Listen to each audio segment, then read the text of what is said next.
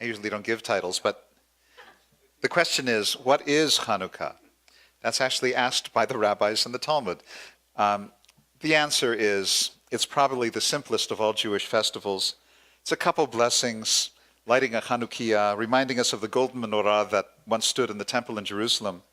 We chant blessings, sing songs, exchange gifts, eat latkes.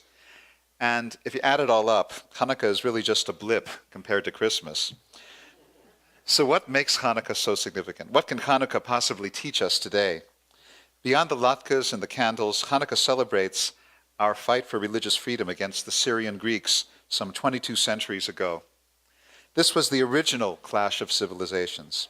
It was a conflict between two cultures that gave rise to Western civilization, ancient Greece and ancient Israel. We take this synthesis basically for granted today, so we can hardly imagine how ancient Greece and ancient Israel could have come to blows, because some 2,000 years ago even, this synthesis created Christianity. The first Christians were Jews, and the first Christian texts were written in Greek. The same synthesis actually existed in Judaism, but it never really caught on. Nevertheless, 22 centuries ago, Greece and Israel had very different ways of understanding the world. These days, people talk about the clash between radical Islam and the West, but far too little ever gets said about this ancient clash within the West itself, the clash that Chanukah recalls over 2,000 years ago. The 19th century English poet Matthew Arnold used to write about Hellenism and what he called Hebraism. According to Arnold, Hellenism, the influence of ancient Greece, was all about art, the imagination, and the pursuit of beauty, whereas Hebraism, the influence of ancient Israel, was about ethics, morality, and the pursuit of righteousness. Arnold felt that the England of his day had too much Hebraism and too little Hellenism. Given the extreme moral strictures, the rigid hierarchy, and the oppression of both men and women in those Victorian times, Arnold was probably correct. Today, however, we have the opposite problem. Our secular culture, with its cult of celebrity, its worship of the body, its deification of science, its rejection of religion, is profoundly Hellenistic. Hebraic values such as the sanctity of life, fidelity in marriage, modesty in dress, all these are in decline. We actually need to go back to the Roman Empire in the 4th century CE to find an era as Hellenistic as this one. Ancient Greek theater gave the world the idea of tragedy, but ancient biblical Israel gave humanity the ideal of hope. To most people today, hope and tragedy are just words, but as cultural values, hope and tragedy are actually highly consequential. The demise of Greek and Roman civilization should inspire us to take a hard look at our own.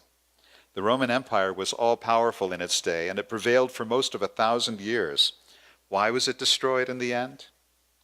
Moral restraint disappeared, and individualism became the order of the day. According to the philosopher Bertrand Russell, and I quote, "Rome fell under the domination of nations less civilized than themselves, but not so destitute in social cohesion." This is a warning we ignore at our own peril. Tragic civilizations eventually disintegrate and disappear. Lacking a transcendent meaning, they lose the moral restraint upon which continuity always depends. Happiness gets sacrificed for pleasure. The future gets sold for the present. Declining birth rates and lack of ecological responsibility are two glaring examples of how we seem to be going the way of ancient Rome. Hellenism and its culture of tragedy eventually died. Judaism and its culture of hope survived. The Chanukah lights we light today are a beautiful symbol of that survival, and also of our refusal to sell out to modern secular culture.